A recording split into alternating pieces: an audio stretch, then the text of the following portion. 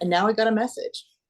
We do. Now the recording is on. Hey, Team Wilpers, what's up, everybody? I'm honored to be here with Jamie Hill for our Athlete Spotlight. Jamie, thanks for joining me. Absolutely. Thank you.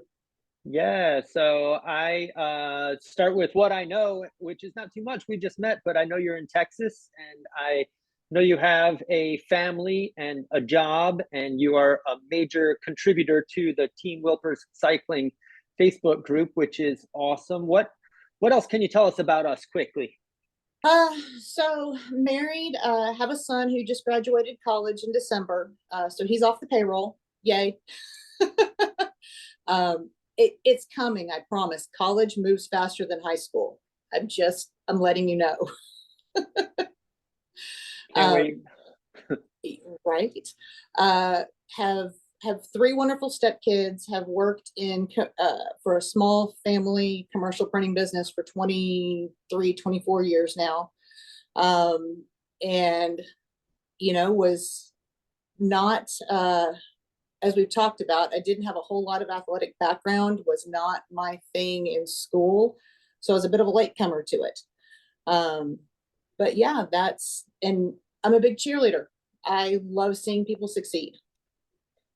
That's awesome. Thank you. Yeah, I think a lot of people can relate to the job, the family, and being latecomer to sports or to fitness, and using cycling as the main mode of fitness. I think is a common theme for a lot of us, and Peloton has really made that available, and Power Zone training has made it even more available for a lot of people, the general population, to train like racers train. So it seems like you're enjoying the let's call it the smart approach or the scientific approach with Power Zone training and everything. How'd you get hooked on power training?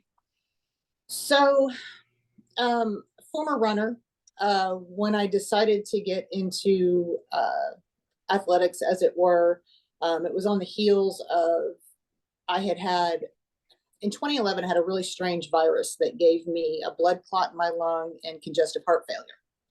Oh. And then on the heels of that, my dad got very sick and then just never got better. So I spent lots of my weekends with him, hospital, nursing home, acute care, all of that. And he passed in September. And by the time we got everything done, house and estate settled, I kind of sat around and I'm like, I don't know what to do with all my time. Like, I have all this spare time, so I'm going to start running. Runners are cool, right? So I didn't know what I was doing. I bought a treadmill and started running. Spent a couple of years doing that, dipped my toe into 10Ks, eventually half marathons. My best friend bought me my first half marathon entrance and sent me an email and said, "You have a year, go." Yeah, I love it. Yeah, exactly. So, but I always was in pain and I just assumed it was me. Long story short, my last long run before a half marathon, a cold front had blown in and my hip always bothered me. And I couldn't do it. I got in my car and I cried. I'm not a crier. So I was like, something's up. Turns out I have something called hip dysplasia, which normal hip fits like this, mine's like this. And it just bangs around in there. And he said, you can keep running and I will replace both of your hips in 3 years or less. Or you can stop running and we'll give you about 10 years. And I was 42 at the time. So I quit running. And then I didn't know what to do with myself again. So my brother had bought a Peloton and he was in my ear. And I'm like, I just sent my son to college. I've slashed my budget. I'm not adding anything to it. And he kept in my ear. Finally, I bought one. And of course, I had it 2 days. And he's like, you got to try this guy, Matt Wilpers. You got to try this guy, Matt. And here we are. February to now. That's awesome. How long ago was that you got the Peloton? February of 2019. Awesome. So you got the fast track because 2 days after you had it, you got shown right to Power Zone training, and then the rest is history, I'm sure. But you got the fast track. Usually it takes a little bit more time. After hearing a lot of stories about how people get started, I played around and was looking for something new and tried all the different thing. So you got it in 2 days, which is nice. So that's a very cool cycling start. What about the Team Wilpers community then? I am fascinated by the following that Matt has created and continues to maintain, and then now I'm a part of it, which is amazing. So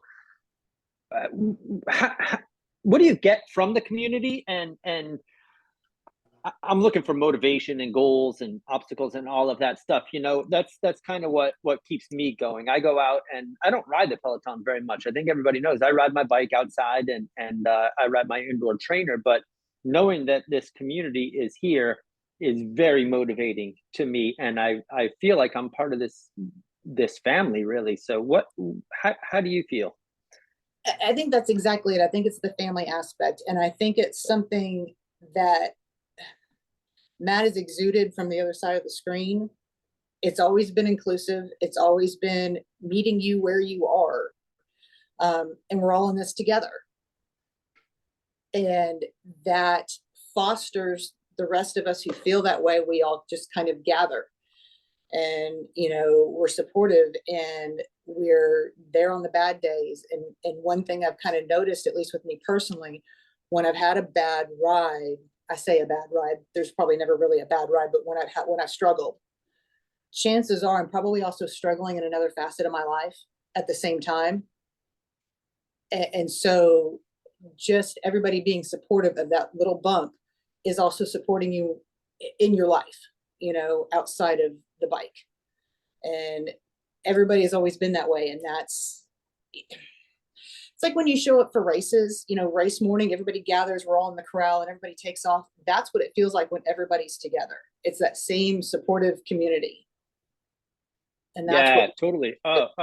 Yeah, good answer. And to relate it to the rest of your life is super interesting, but so true. So true. When you're having good days on the bike and you're on top of things, and the people I talk to as well, I think that other things are going well in life, in work, in relationships, and vice versa. You know, if you're struggling, stressed in another area, that carries over to your performance on the bike or in fitness and health. And so, yeah, they are definitely intertwined, very much so. So very cool. And you're right. I mean, Matt has always, the phrases you just said, we're all in this together.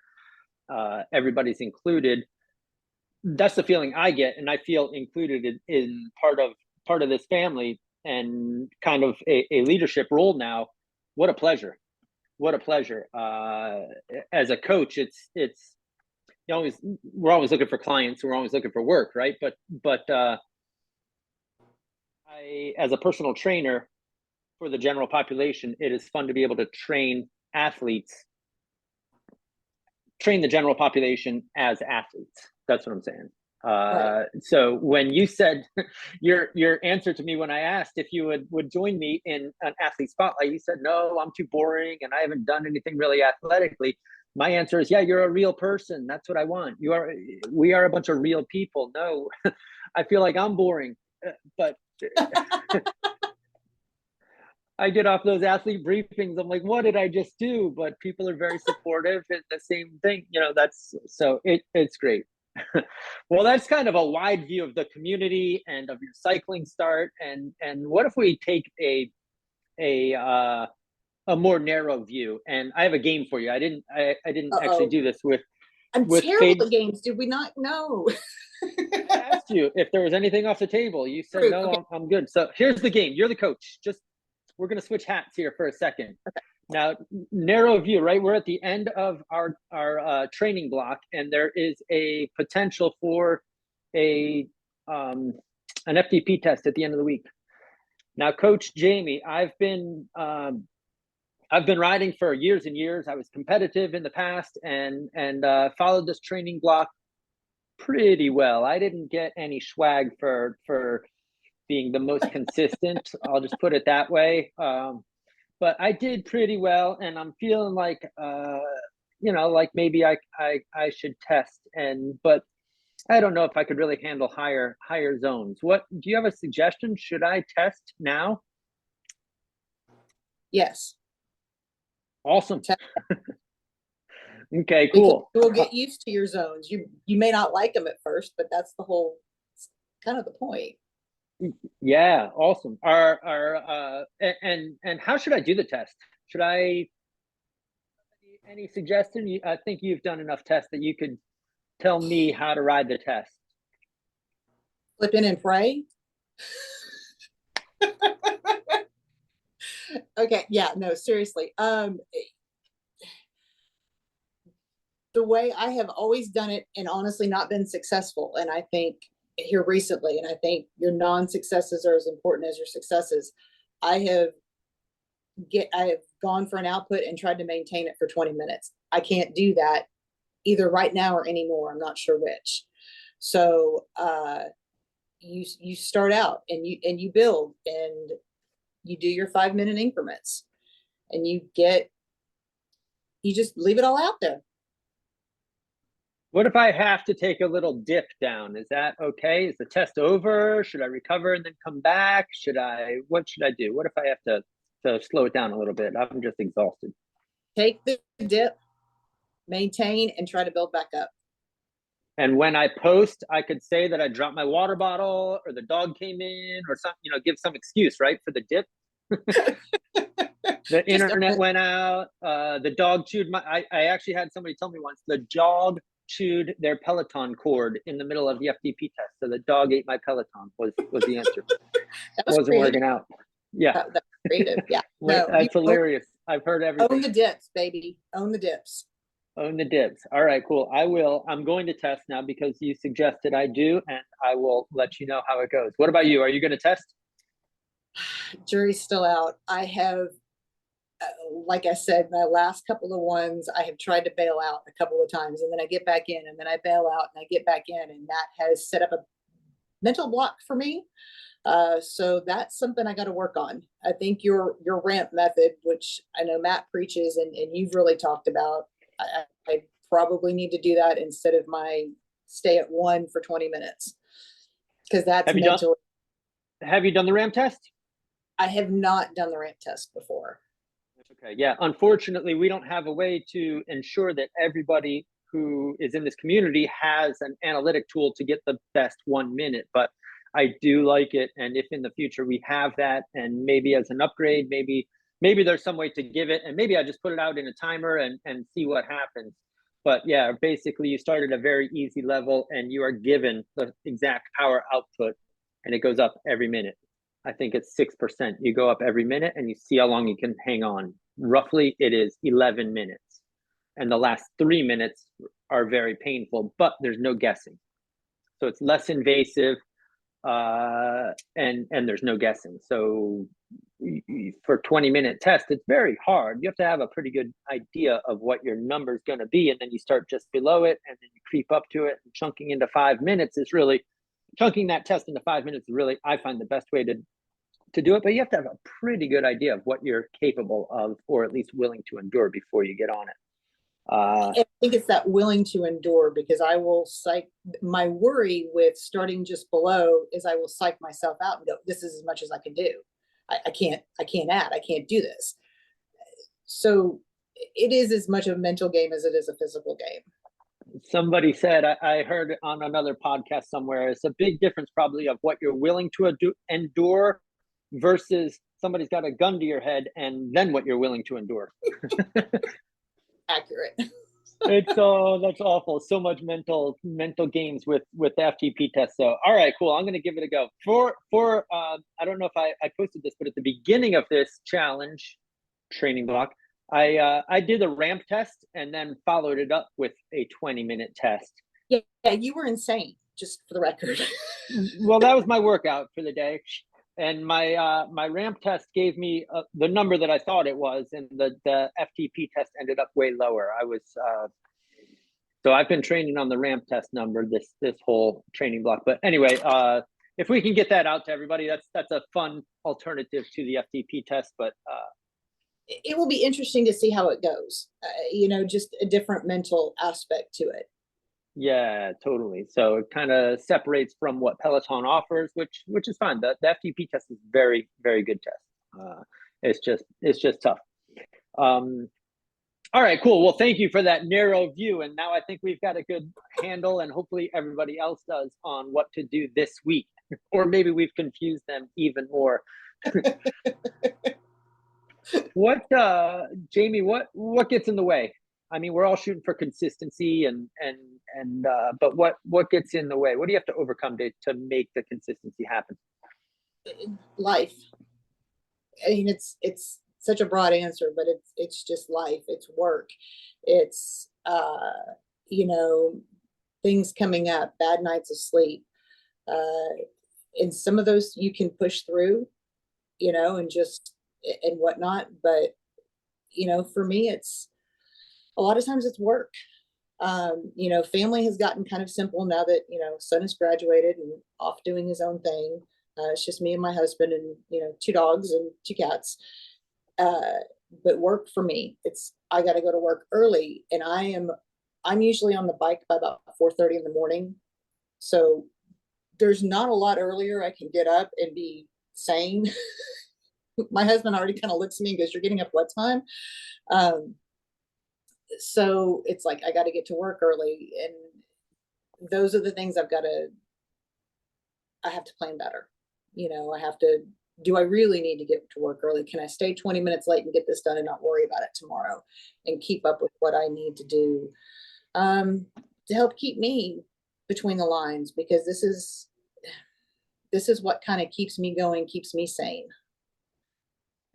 I think a lot of people can relate to that. You're finding the balance between work and family and the cycling, and you need it. It's your medicine. It's what keeps you going mentally, physically. I mean, you've just summed it up beautifully. So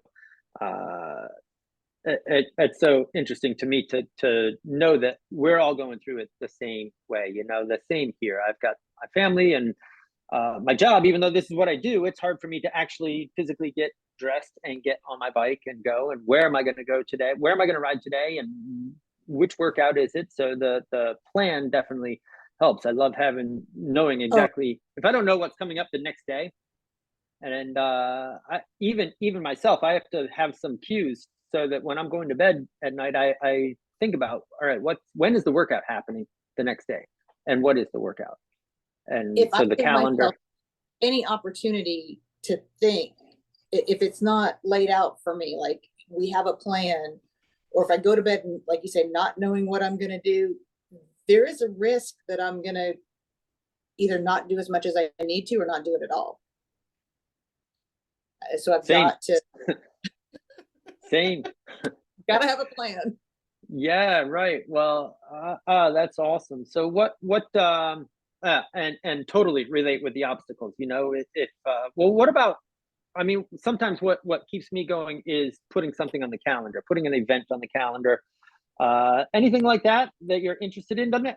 An outdoor event or a Pelofondo? Anything like in the near future you'd like to work towards? That's what I'm working on. That is the one thing I miss about running, is having the event to work towards. And I have struggled with kind of finding my niche with that. Yeah, I love the Pelofondo. I've done that a couple of times. I've never quite seemed to, outside of the first few times, never quite seemed to get it back into my schedule to do. So I love the Pelofondo. But what I'm starting to look towards, which will, kind of go into our Ask the Coach, I would love to start the move towards outdoors. And get those events, and get, like you say, get those goals, those plans to do those kinds of things like I used to do with the running. I ran indoors on a treadmill for years, and I've ridden my Peloton indoors for years. So I'm hoping to dip my toe into the outdoors soon. I think you'll love it. And it's a whole nother process. So I think you've got the nice base and the nice foundation of Peloton and indoor riding and the community to keep you motivated. But man, having something on the calendar where you have to go and show up and start at a specific time with hundreds of your other best friends, whatever the event is, depends. And man, it just offers another level of motivation. I think as you progress in your cycling journey. So that's that shows you've been training and you're getting to the spot where maybe that's the right next step. So Fedora's inspired me. Yeah. Oh, it's a great way to spend a day. You know, if you've trained and prepared there, it's so cool and such a good feeling to go and showcase your fitness and do your best. And maybe that's a step up for at the end of a training block like this to show up at an event and go and spend the day on the bike. What a great thing. You've worked hard for it, go and enjoy it. So all right, cool. Well, speaking of ask the coach, let's move on to what questions do you have for me? Don't stump me, nothing too hard. Oh no, it is not stumping. It is how do I make the move to outdoors? What are my steps? So you need to decide where you're going to ride. Your immediate vicinity. Are you going to roll out of your front door and ride in your community? Are there safe places to ride? Or I live in a very rural area, so it's always interesting. So yeah, I usually will go into closer into Houston to do these things. It would be my plan hiking. Okay. So bike on the car and drive somewhere and then start your ride. And then what are you gonna ride on pavement only, or are you gonna venture into some dirt roads? I imagine in Texas there's lots of dirt roads that are less trafficy, and maybe that's the way to get started. Yeah, I think so. It's a little scary out here sometimes. And so therefore maybe we've decided then a gravel bike you can ride on the road, but you can also venture into the dirt roads and gravel roads where there's less traffic. And that might be the very first step, is go start looking at gravel bikes. If you have a bike shop you like, that's a good spot. You can look online, gravel bikes. You can look at the Pros Closet is a good spot for used bikes, and then just hit up all of the manufacturers, the Cannondale, the Specialized, and Trek, and see what they have. And if you like the colors, then you just have to try it out. You know, that's how a lot of people take it. They like how the bike is painted, and that's a good place to start.